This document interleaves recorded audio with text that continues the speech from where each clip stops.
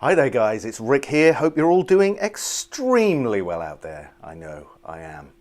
Well, I'm pretty knackered at the moment, but aside from that, I'm doing rather spiffingly indeed. So today we're going to take a look at building speed.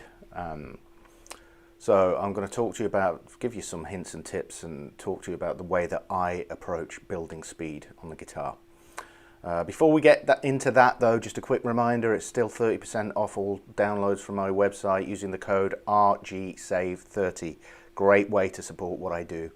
Also, don't forget to click the subscribe button and the notification bell so that you can be notified whenever I upload a new video.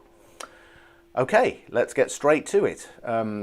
I hope you enjoyed that little video as I did at the start of this video, because that's going to be pretty much the subject of what we're going to talk about.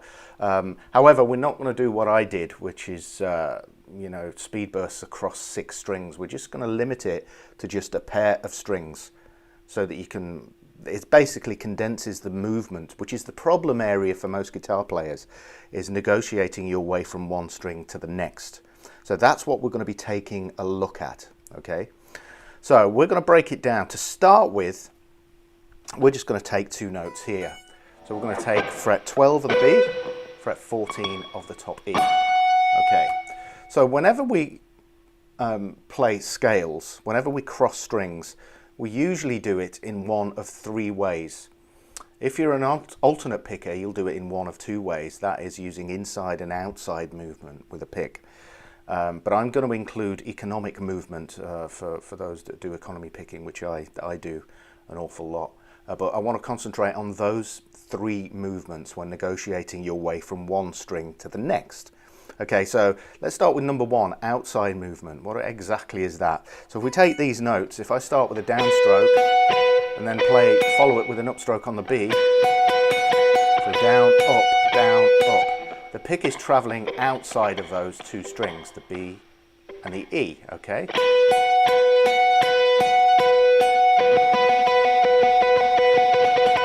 Okay, so that's outside movement. Inside, we start with an upstroke, which means the pick is travelling when we negotiate our way from the B string to the top E. We're doing an upstroke to a downstroke, so the pick is moving inside the 2 strings. Okay, so the third is economic movement, so economy picking basically, where we go to the next string with the same stroke, down, down, down, down. Self-explanatory this. The pick moves from the shortest distance possible from one string to the next, hence the term economy picking. Okay, so those are the 3 movements we're going to be dealing with. Okay, so let's start with, I'll give you a few tips in terms of what I practice. I generally use this to kind of warm my way into playing. Okay, so let's start with outside picking. So just doing this on its own is great practice. Like I said before, we're condensing everything down to just the problem area, which is the string cross. Okay, with the outside movement, and then we can do the same obviously with the inside movement. Okay, now what I like to do is do dotted rhythms like this.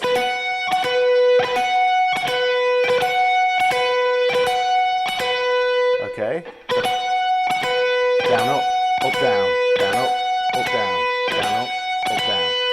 Okay, so we're building the speed with the string cross, not necessarily the notes that we play on any given string. It's the speed with which we cross the string, because that how fast we can negotiate that string cross really determines how fast we can play the scales. Okay, and we really want to control that movement as much as we possibly can. So doing dotted rhythms is great for that, for practicing that. Okay, inside, up, down, up, down, up, down, up, down. Sorry, up, down, down, up, down, down, up. Okay, so you get the idea.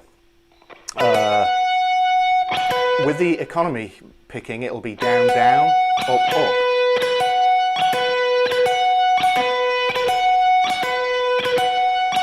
The other thing that I want to point out, this is something that most guitarists are guilty of, is when we're working on ideas like this, especially with a picking hand, guitarists are guilty of looking anywhere but where they should be looking, which is what is going on with the right hand.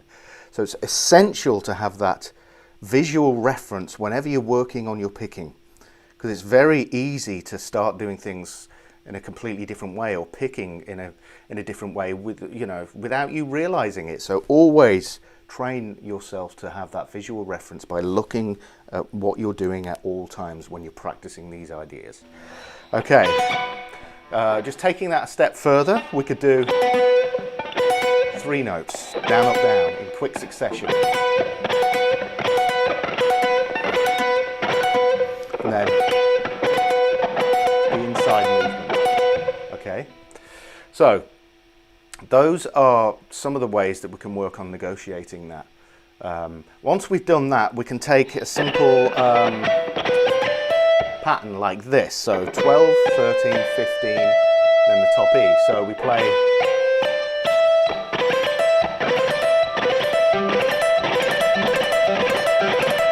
Okay, do the same with inside. That was outside. Down, up, down, up.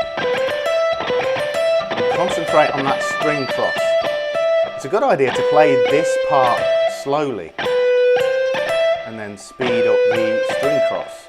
Down, up, or conversely, up, down, down. Sorry. So we're playing the string cross with speed, okay? So it really helps to do that.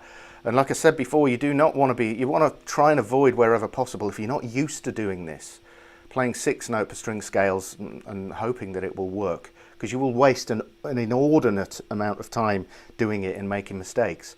So just going straight to the jugular here and dealing with it right to the heart of the problem will get you much, well, it's certainly got me better results quicker. So, and then you can, build a pattern. Because there comes a point where we do want to play the entire scale, of course.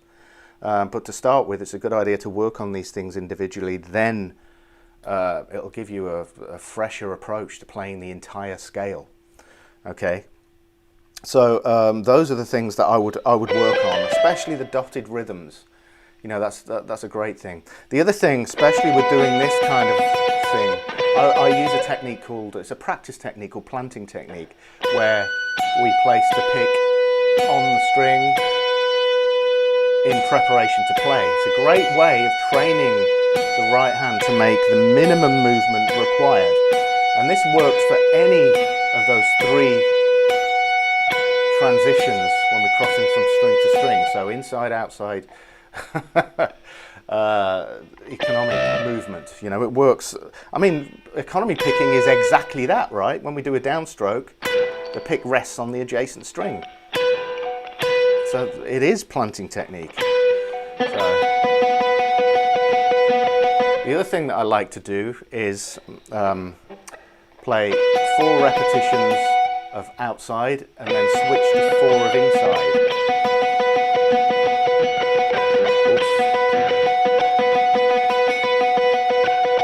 Keep nice and relaxed when you're doing this, and try and make it sound like you can't hear the difference between changes.